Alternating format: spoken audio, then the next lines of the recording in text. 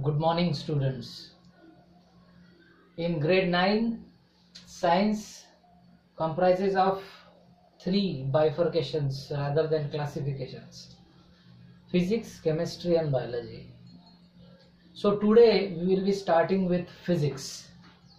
Physics is having lessons as motion, laws of motion, gravitation, work and energy and sound. My dear students, I am not underestimating you. I am not scaring you. But in grade 9, physics is mathematics only. It means in grade 9 you are having 2 mathematics. One mathematics itself and other is physics. Because in physics you all are having the only matter said numericals.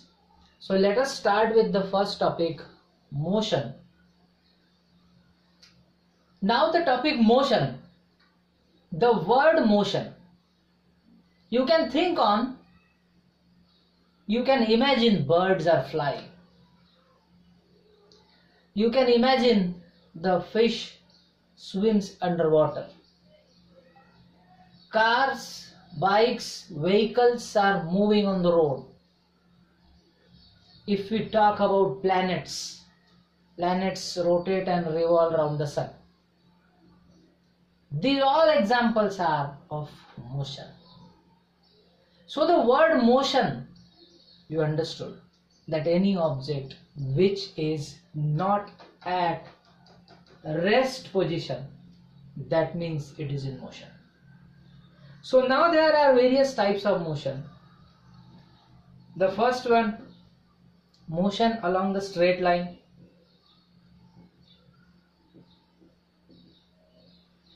In this category, it can be more specifically bifurcated as one more type called as rectilinear motion also.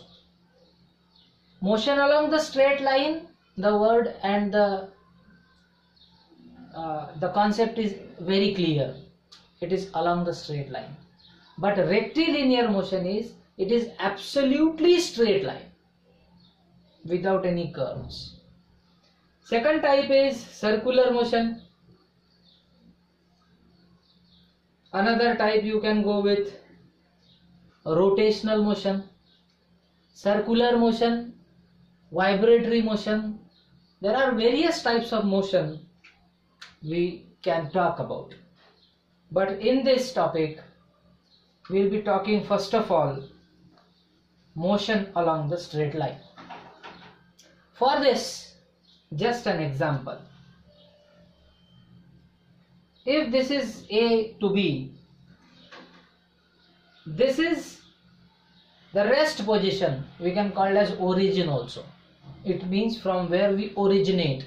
For example, object or a person starting from this as a origin travels the entire distance, maybe 100 kilometers. Then he comes back till the point C. Okay, so he went like this till here 100 kilometers and then he came back maybe 30 kilometers. Okay, so now I am going to define some definitions. The first definition here is distance.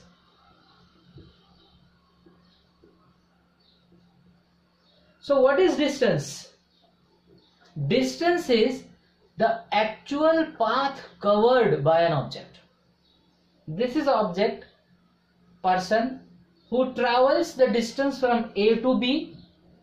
From A to B, he has traveled 100 kilometers.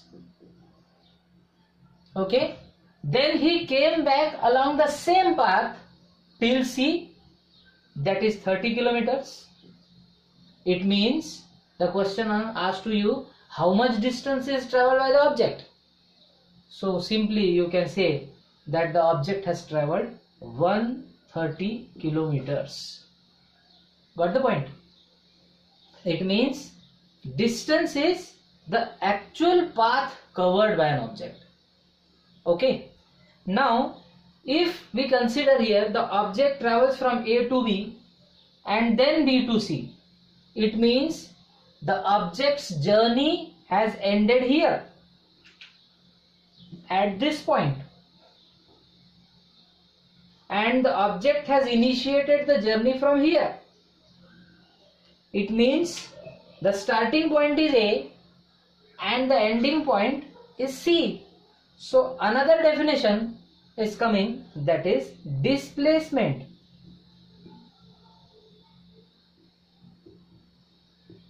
So how we can define displacement? Displacement means it is the shortest distance covered between the initial and the final position. Okay. Here you can see the object started the journey from A, went till B and came back till C. Here the journey was ended. So now displacement means the distance in between the initial and the final point. Here the initial point is A and the final point is C. So now you can tell or you can guess that what will be the displacement covered by this object. See here, this entire distance is of 100 km and 30 is being minused. So what is the displacement? Displacement here is 70 km. So you understood two definitions. The first definition is distance. Distance is the actual path covered by an object, and displacement means the shortest distance in between initial and final position. After talking about distance and displacement, now here are very basic three formulas which will be used not only in this lesson motion but in laws of motion, then gravitation, then work and energy, and till sound. That's why these basic formulas are very important. As you know about distance is the actual path covered. Displacement is the shortest distance in between initial and final position. So now let us talk about speed. Speed is equal to distance upon time. It means the distance covered per unit time is called as speed. If we come on velocity, then velocity is displacement upon time. The major difference in between speed and velocity is simply the direction. This is the major difference in between these two. Speed is without direction, but velocity is with direction. So the term which you have learned in 8th standard, that is scalar and vector, such type of question also can be framed. That speed is a scalar quantity because it is having only magnitude, that means value, but velocity is a vector quantity because it has magnitude as well direction. So speed and velocity. If we come on the variables which are denoted to speed and velocity, speed is told to us by V, and that is distance upon time. Distance is given by S and T, time, and the unit for that is meter per second. As you know that there are two types of unit, MKS unit and CGS unit, and CGS unit and MKS unit, out of these two, one unit is being chosen internationally, that is called as International Standard Unit, that is SI unit. So finally we all have to follow SI units, so we are writing meter per second. If you see velocity, the formula is same, only I have put here vector on V. After putting a vector, speed becomes velocity, and after putting a vector here, distance becomes displacement. While writing the formulas in normal practice, we don't have to use these vectors, okay, that is considered. So here the formula is same, meter per second. Now if we come on the third and the important thing, that is acceleration. Acceleration is rate of change of velocity. Rate of change of velocity. Rate means here, rate means time, and change of velocity. Change of velocity is, there are two types of velocities. So first velocity is u, that is called as initial velocity, and the another velocity is v, that is called as final velocity. So change in velocity, that means final minus initial. You can see here acceleration is v minus u upon t, and the unit is meter per second square. So these are three important formulas which we have discussed. Rest of the things or then another topic I am putting in the next video.